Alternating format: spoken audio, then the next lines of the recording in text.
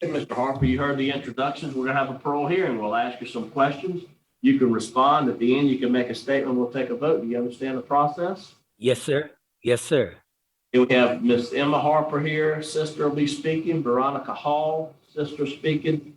Mary Travis, sister speaking. And we have Rabondale Matthew Jenkins. Robin Dale. Okay. Yes, sir.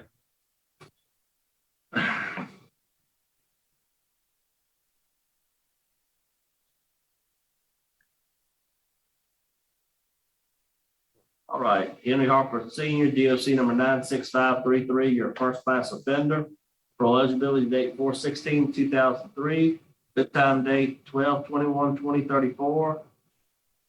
Full term date 5/20/2085 to 100 years for attempted first degree murder, attempted second degree murder. Does that sound correct?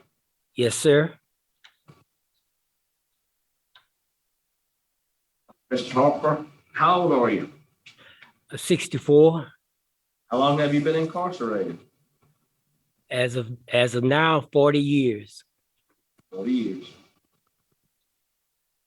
You were 24 when you committed the crime. 22. Good. And do you have a GED or high school diploma? A GED. You got that while you're incarcerated? No, sir. I received my GED from Gary Jobs Corps Center in San Marcos, Texas.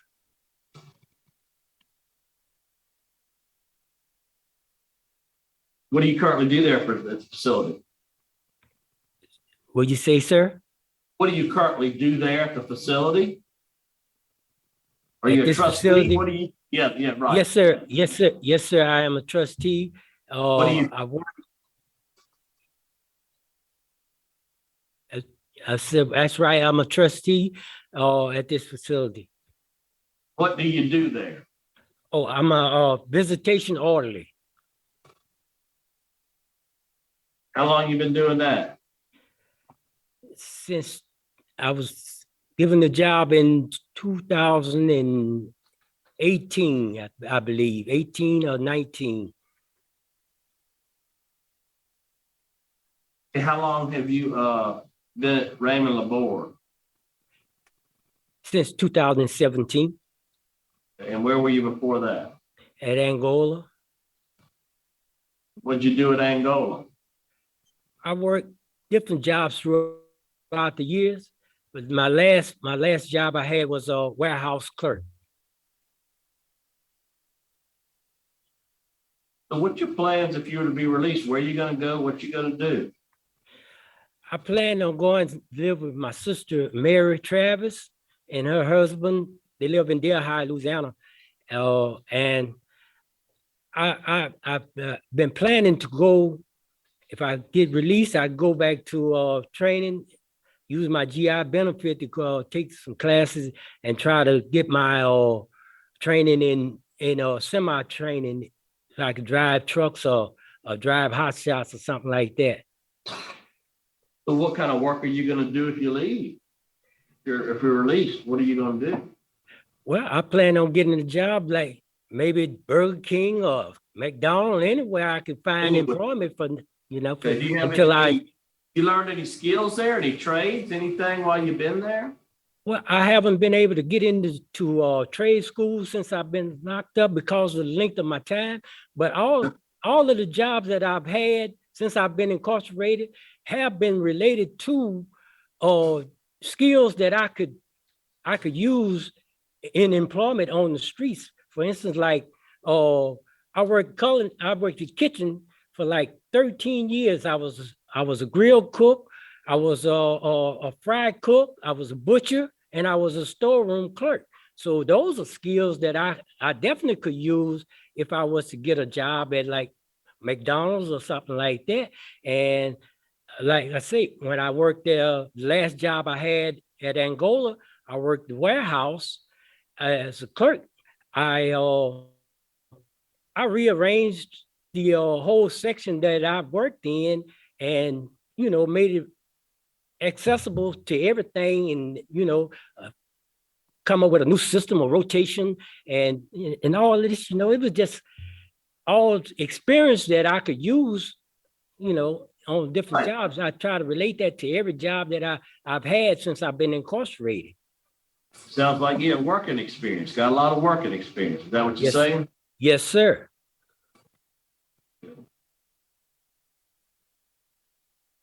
Tell me about your disciplinary write-ups. When was your last disciplinary write-up? Looks like you got about 83 total, according to what I'm seeing. It looks like your last one was in 2020. What was that about? That was a write-up of, I had a disagreement with the security officer about a diet meal that I was supposed to get. I was trying to get them to understand that I had a certain diet, a bland diet, because I had high blood pressure and the sodium, the high content in sodium that they was feeding, I wasn't getting the proper diet. I was trying to explain to her that they were supposed to call the kitchen to have them to send my meal. That was the instruction that I had got whenever my meal didn't come.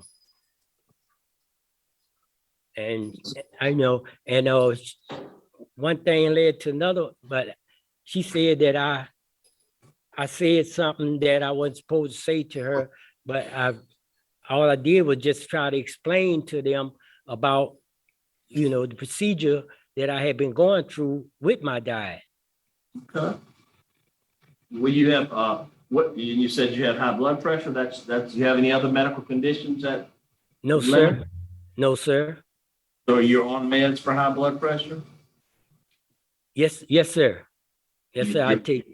Compliant with your medication? Yes, sir.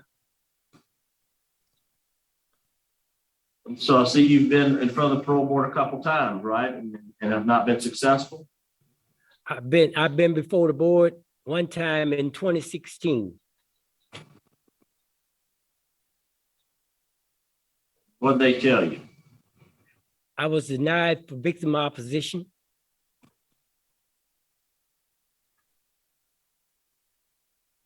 That was in in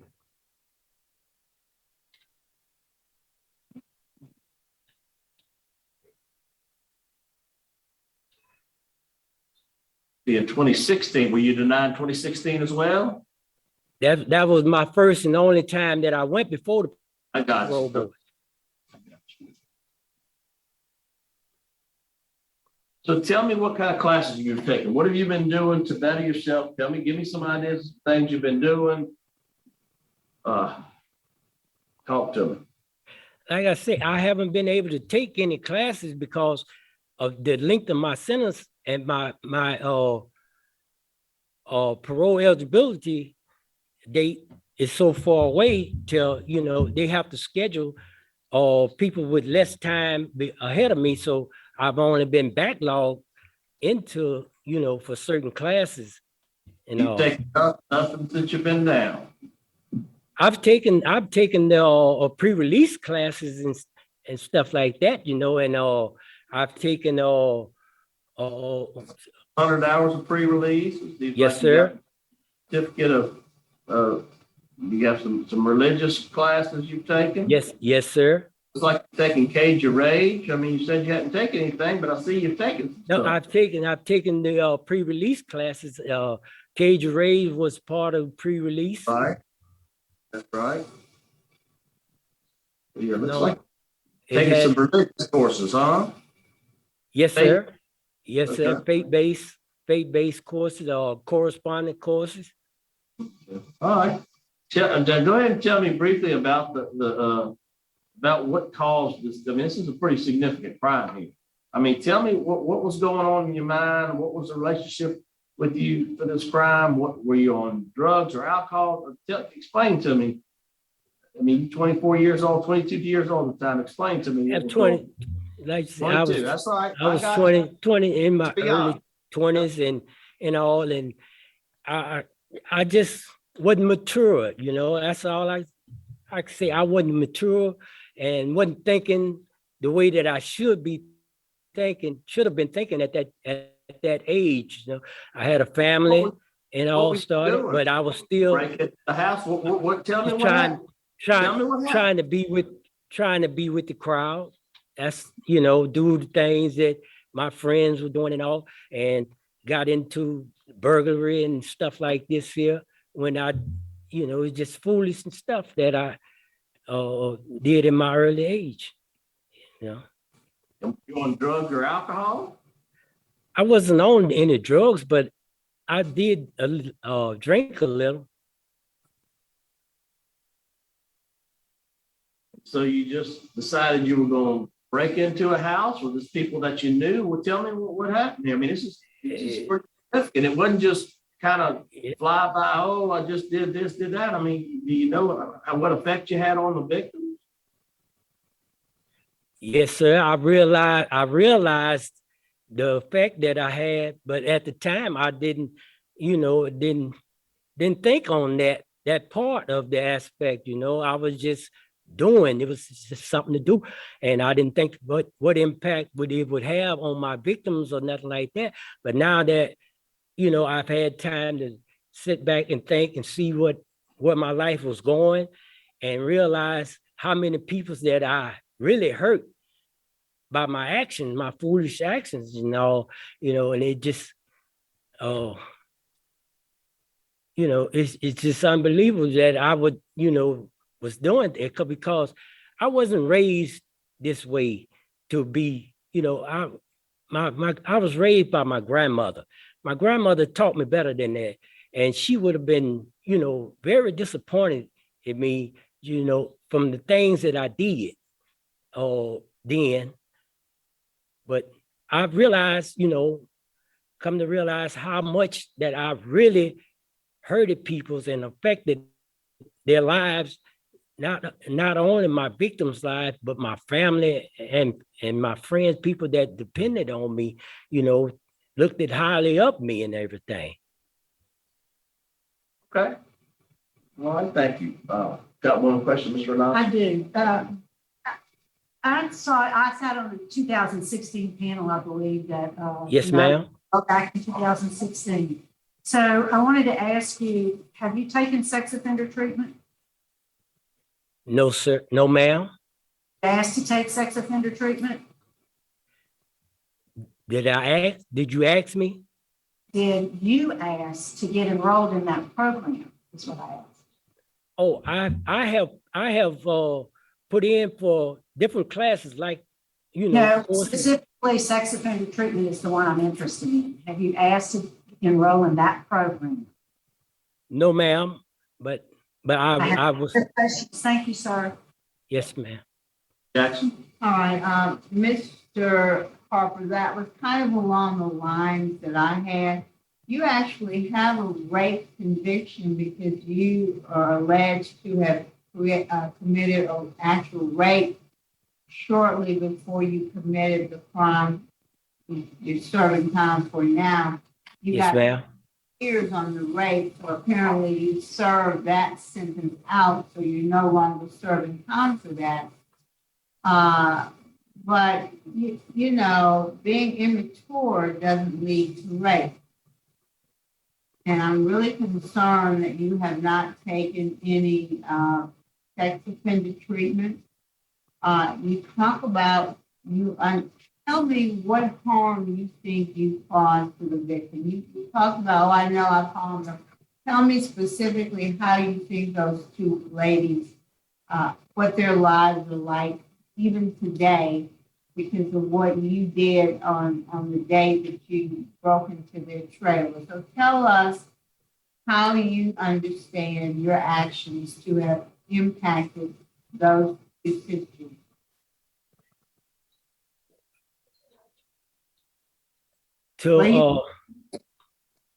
Ma'am. What do you think it did to them? Oh, I've realized that I've had a tremendous impact on their lives, and I prayed. No. Tell me how you feel. You said you have 40 years to think about it. What do you think? Give me some specific ways that your crime has affected their lives. What do you think you've done to them even today because of what you did? What do you think is going on with them even today? I'm not understanding what you're trying to say because it keep breaking up and I'm trying to, Telling us you understand the harm, but you haven't told us a single harm that you know that you've done to those ladies. So what harm do you think they're still suffering today as a result of what you did on the date you broke into their trailer? I realized that I caused significant damage to their mental stability of, and I'm very sorry for that part. But I can't. Think you did, because see, you want to brush it off and go on to what do you think their mental state is after somebody breaks into your house, tries to rape you and your sister, stabs and hits people in the head with a 32-ounce Coke bottle? You tell me what that would do to a person's mental state. It would have them afraid to trust anyone, especially strangers coming in. About they can't sit and have peace within their own house and all. I've thought about that, and they probably all the time thinking about what if somebody break in here and do this to me again. That is a devastating effect. And it's always going to be on their mental conscious. And I try to think of that I would wish that they would forgive me for that, but not forget. I understand that you don't have the right to their forgiveness. That's their choice. Yes, And ma'am. you don't have a right to that. Yes, ma'am. Yes, ma'am. And do you understand that having been stabbed multiple times, some of them in the back and side, that she might have some long-term physical problems as well from that? Have you Yes, given ma'am. that thought? Yes, ma'am. Yes, ma'am. I've thought of that too, and I've hoped and I prayed that that they never had any physical disabilities from that result. I know they have mental issues with it still because it bothers me now to think of what I did. It really do. I'm glad to hear you give some thought to it today, Mr. Harper. But I am concerned because you had the two incidents when you tried to rape these two ladies, and then you had a rape right before this that you served time on, and you never had sex offender treatment. And I don't know if you've ever had victim awareness. Have you had victim awareness?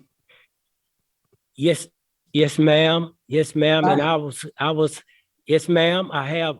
And what I had wanted to do was that if the board see fit to grant me parole, to ask you to recommend a transition home so that I could go and get the professional counseling that I might need. Understand. All right. Well, thank you, Mr. Harper. I appreciate your answering my question. Thank you very much. Yes, ma'am. Thank you. All right, staff, you have any input for us there? Yes, sir. How you doing? Good. Mr. Harper has been assigned as a trustee men too. He's currently working in a area that a lot of people from the outside come from time to time. His conduct record is not the best. Whatever your decision is I'm going to currently he is backlogged into living in balance and recommend that he complete that. I'm going to recommend that he takes the victim awareness program before y'all if he's granted that decision. And also he needs to take some sex offenders classes. So that's my recommendation. All right, thank you. All right, Mr. let's see, we'll hear from Miss Emma Harper, brief comment from Miss Emma Harper.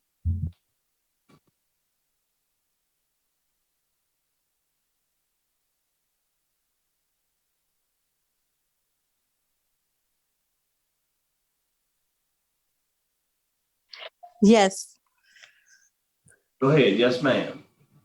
yes. My name is Emma Harper, and I am the victim's sister. I'm sorry, sister, and I am here on his behalf. And I was just sitting and just listening, on what was being said and all.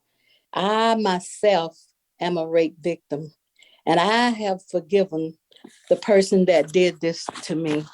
And I feel like, that the things that happen and all, you go through trauma and things like that, but it shouldn't be something that you carry through life to death, on those things. It should be a forgiveness and all. And like, and people's young ages and everything, they do things. Had I have teenagers, and I'm also raising a granddaughter, and I teaches her about those things and about God and all. And I think that, during those years and things that he's been incarcerated, that he has had time to think about those things and in his heart and remorse and all. And I also, feel the same way about that because, like I said, I myself was a rape victim, and I have forgiven that person and all. And I know that that takes a lot out of you, and you have a lot of fears and things to get over. But I prayed about it, and I asked God, to help me and to forgive that person and thing because, and I feel that he have had a lot of change. And from the last visit that we had, I have seen a lot of change in him. A lot. Yes, ma'am. Yes, ma'am. Thank you for your comments. Yes, ma'am. Thank you. Miss Veronica Hall.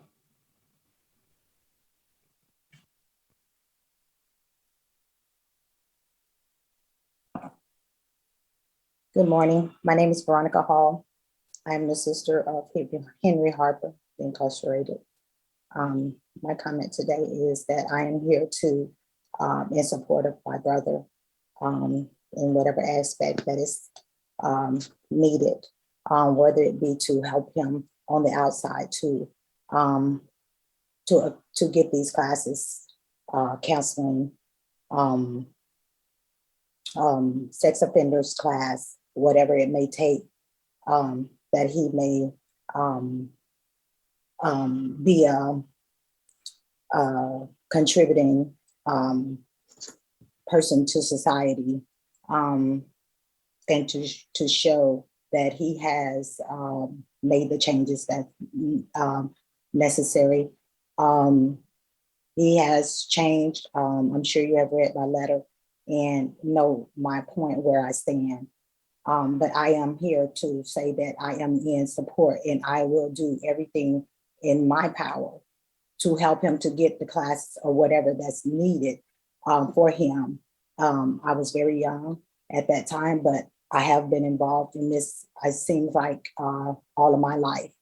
And I am here to do whatever it takes, whether it be the support that he needs, whether it be through community support, financial support, social support, emotional support, whatever support that he needs. It may not seem, he may not be able to get the resources that he needs or access the resources that he needs while he is there, but I will make sure that he accesses those resources outside of in society. Okay, So, yes, ma'am. yes, Yes, ma'am. Thank you so much for your comment. thank you. Mary Travis.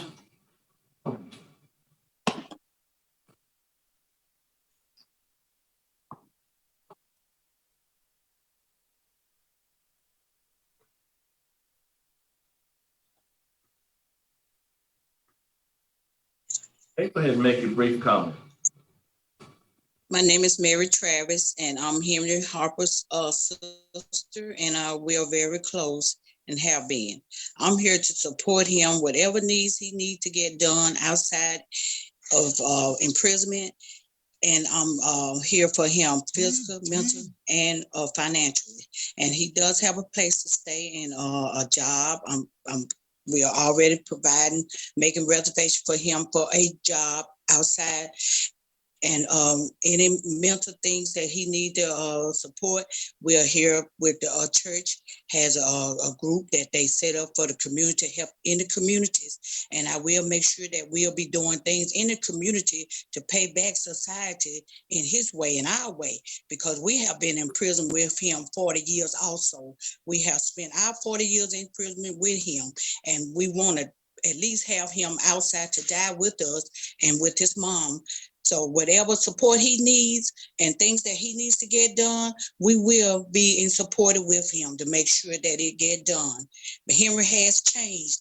God has changed him. And I'm so glad that he has, and he's able to listen and to obey and to do the things that he need to do to help other people in this life outside and to support other young boys and outside the communities and things to help them along the way, because they are in need, a lot of people like him, to talk to young people and let them know that the mistakes that they're doing now, it'll affect them all of their lives. He is an old man now. He don't have any more strength for violence, only love. And we are here to help him and to give him love, show him love, and help him any way we can possible. Yes, ma'am. Thank you. Thank you so much for your comment. Yes, ma'am. All right, Mr. Harper, would you like to make a statement on your behalf?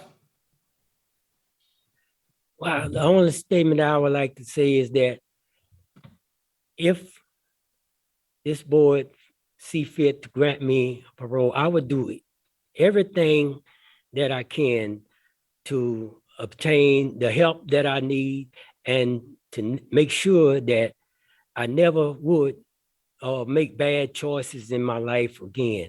And do everything I can to, contribute to society, to amend, try to, make sure that other young men, like you said, don't fall into the same traps that I fell into. All right. Thank you so much. Thank you for your comment.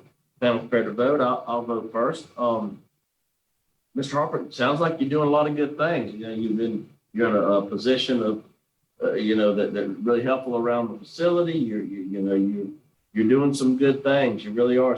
Your disciplinary raps are a little concerning for me. I think you're in the right direction. You have 3 strong women supporting you too. That's positive. That is really positive to have that kind of support on the outside. A lot of people don't. That means a lot as well.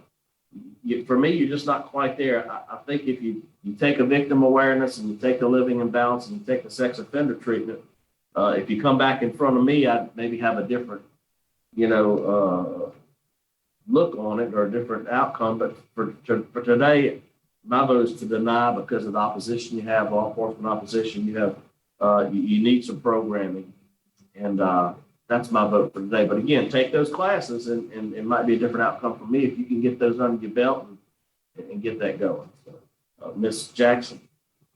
All right, Mr. Harper, I agree with everything Mr. Kelsey had to say. You have done some positive things. And the warden has indicated that he's willing to help you get into the programs that you need to get into.